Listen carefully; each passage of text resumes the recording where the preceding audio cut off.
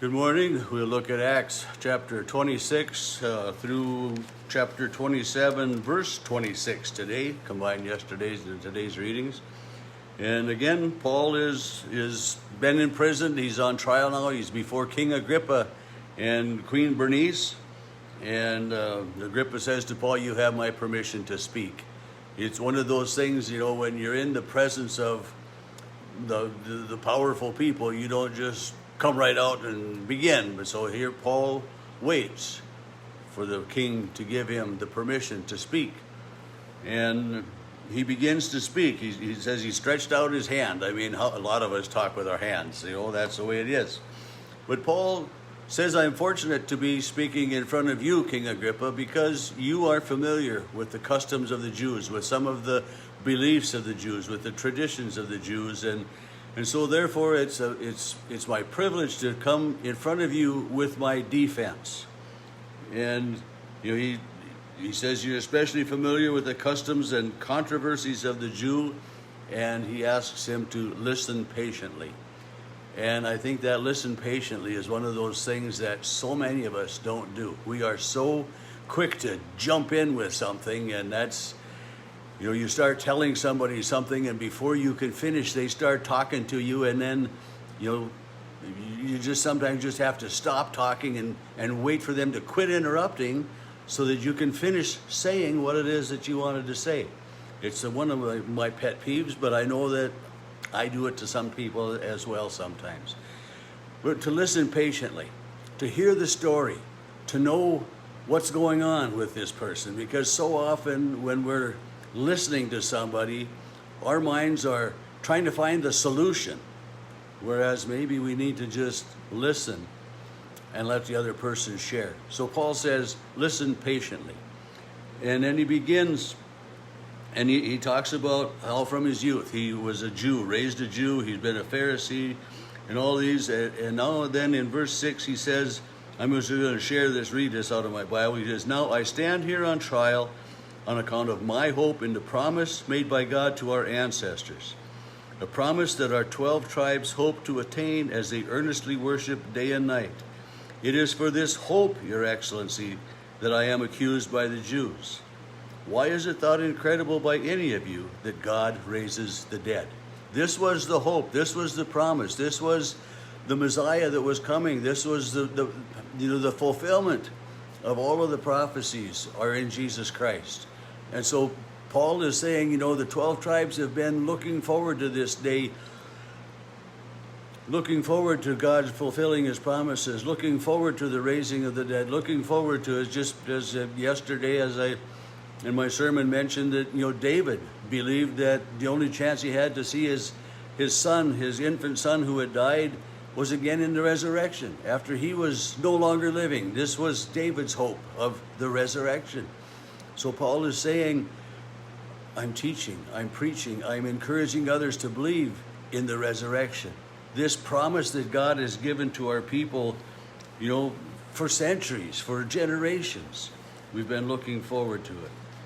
And then he goes on, he says, I myself was convinced that this group of people who were following this Jesus of Nazareth, I did everything in my power to stop it. He says that, and he says, I locked them up, I cast my vote against them, I punished them, I tried to force them to blaspheme. I was so furiously enraged at them, I even pursued them to foreign countries. Paul was zealous to retain the Jewish faith in its purity. But then he understood in his encounter with Jesus that the purity of the Jewish faith was fulfilled, brought to fulfillment, brought to the promise in Jesus Christ. It's just, as God promised to lead his people, he promised a Messiah. God promises, and God is always faithful to his promises. He continues to keep them.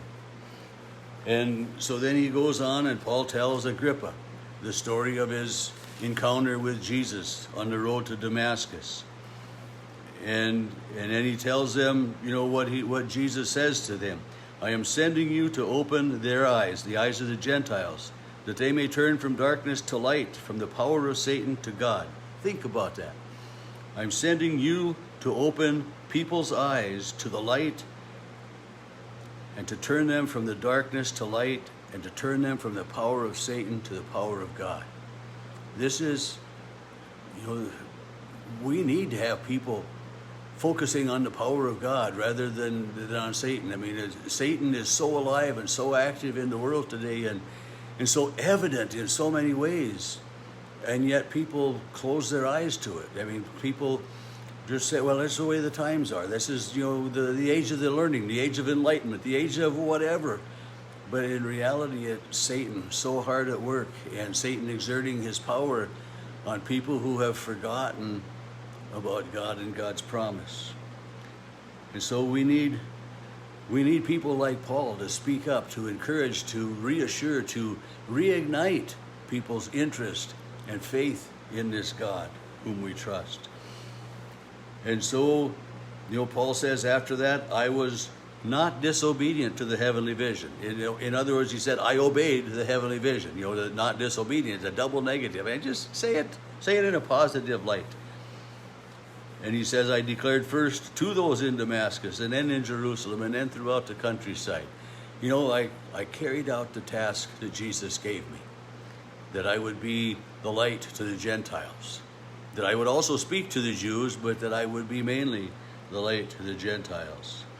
And then he says this, I love this. He says, to this day I have had help from God, and so I stand here testifying to him, both great and small, saying nothing but what the prophets and Moses would say would take place, that the Messiah must suffer, that he would be the first to be raised from the dead, that he would proclaim the light both to our people and to the Gentiles. Jesus didn't come just for the Gentiles, or for the Jews rather. He came for the Gentiles, for people like you and me have absolutely no Jewish background at all. But Jesus came. And of course, Festus, the new governor of the area that replaced Felix, has been listening to this, and he's maybe not quite so versed in this, but Festus says, you're out of your mind, Paul. Too much learning is driving you insane. Too much learning is driving you insane. And I think about that. Sometimes some of our most educated people, they need to prove everything. They need to have the scientific explanation. They need to have actual physical hard evidence. And, there isn't the hard physical evidence on paper of God, of faith, of our soul, of this inner being. And so they, in their intelligence, they can't wrap their head around something that they just can't pinpoint 100%. So Festus is saying, Paul, all of this education, you're out of your mind. There is no God. There is no Jesus Christ. There is no resurrection of the dead. He said, you're overthinking this, and but Paul says, no, I'm not out of my mind, most excellent Festus. He doesn't call him a bumbling fool or an idiot. He addresses him, most excellent Festus, giving him credit for his title. He says, I'm not out of my mind. I am speaking the sober truth. And Jesus said, I am the way, the truth, and the life. So Paul is talking of the proof. And then he tells you, well, the king knows about these things. And then he asks King Agrippa, do you believe the prophets? I know that you believe. And Agrippa says to Paul, are you so quickly trying to persuade me to become a Christian?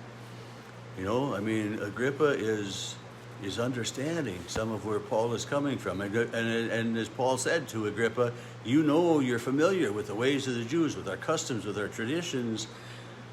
So maybe he wasn't a practicing Jew, but he was aware of all of this stuff. And he says to Paul, are you trying to convert me as well? And in many ways, yeah, why not? You get them guys on your side. This is the best thing to do. But after that, and Paul says, whether quickly or not, I pray that God would help you listen, so that all might become as I am, except for these chains. All might become believers in Jesus. And then the king got up, and the governor, and they said, this man has done nothing wrong. We could set him free if he hadn't wanted to go in front of the emperor. So they put him back in the jail, And then in verse chapter 27, we'll look briefly at a little bit here. Luke writes, when it was decided that we were to sail for Italy. So again here, Luke is going to accompany Paul on this journey. Whether Luke has been with Paul these whole 2 years he's been in prison or not, I can't say, but Luke is going on the journey. And they get on a ship that was about to sail to some ports along Asia, and it tells where they were going, and that they had trouble all along the way, because it says the winds were against them, and stuff. And they got to this port where it was definitely time to quit sailing for the winter because of the dangers, the storms that would come up. But there was a window where it looked like, this is good sailing weather, and they took off to set sail across. But they ran into a storm that was just a horrible, terrible storm for days on end, for a couple of weeks. It says they didn't see the sun or the stars. That it was cloudy, windy, stormy, blowing, huge waves, fear. They threw all of the cargo overboard. They abandoned everything they could off of the ship, fearing for their lives. And we end today's reading with Paul having, it says, since they'd been without food for a long time, Paul stood up and said, you should have listened to me. We shouldn't have set sail from Crete. Therefore, we would have avoided all of this loss. However, keep your courage. I have had a vision, and not one of us, not one person on this ship will lose his or her life during the storm. But we will be washed ashore. We will come ashore, and we will survive. And that's kind of where we end today. He says we will run aground on some island. And so Paul has been believing, all along. And Paul is on his way down to the emperor for a trial again. We're getting close to the end of the book of Acts. We'll finish it up, I'm sure, this week, just in a couple of days. But Paul and the members of the ship have been tossed about, and so often in our lives we go through those same things. That life isn't always smooth sailing. Things don't go the way we want, and we have ups and downs and bumps and bruises. It seems oftentimes more than smooth sailing. But yet, in and through all of this, Jesus is with us. Jesus gives us comfort. Jesus gives us hope. Jesus assures us that no matter what goes on in this life, and also whether we live or whether we die, we are the Lord's. Paul writes those words, just wonderful words of reassurance as well, that in and through all things, that our lives are safe in the hands of Jesus.